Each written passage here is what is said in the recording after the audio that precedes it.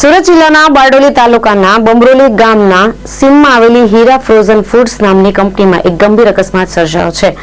કંપનીના પ્રોસેસ પ્લાન્ટમાં technical checking દરમિયાન ગરમ પાણીનું પ્રેશર મશીનમાંથી બહાર આવતા એક શ્રમિક ગંભીર રીતે દાઝી ગયો હતો. ઇજાગ્રસ્ત કામદારને તાત્કાલિક હોસ્પિટલમાં દાખલ કરવામાં આવ્યો છે. બારડોલી રૂરલ પોલીસ પાસેથી મળતી માહિતી મુજબ કંપનીમાં ફરજ બજાવતો પ્રભાકર રાઉત નામનો કામદાર પ્લાન્ટના રૂટીન ચેકિંગ માટે ગયો હતો. પ્રોસેસ પ્લાન્ટમાં કોઈ ક્ષતિ છે કે કેમ તે તપાસવા માટે તેણે નોન રિટર્ન વાલ્વ ખોલવાનો પ્રયત્ન કર્યો ત્યારે અચાનક અંદર ભરેલું અત્યંત ગરમ પાણી હાઈ પ્રેશર સાથે બહાર ફેંકાયું હતું. આ ઘટનામાં પ્રભાકર ગરમ પાણીની ઝપેટમાં આવી ગયો હતો.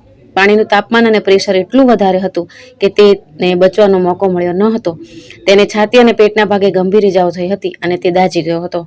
ઇજાગ્રસ્ત પ્રભાકરને તાત્કાલિક ધોરણે બારડોલીની સરદાર સ્મારક હોસ્પિટલમાં દાખલ કરવામાં આવ્યો છે. હોસ્પિટલના ડોક્ટરો દ્વારા તેને સઘન સારવાર આપવામાં આવી રહી છે. પ્રશાંત પટેલ, દ્રષ્ટિકોણ ન્યૂઝ, બારડોલી.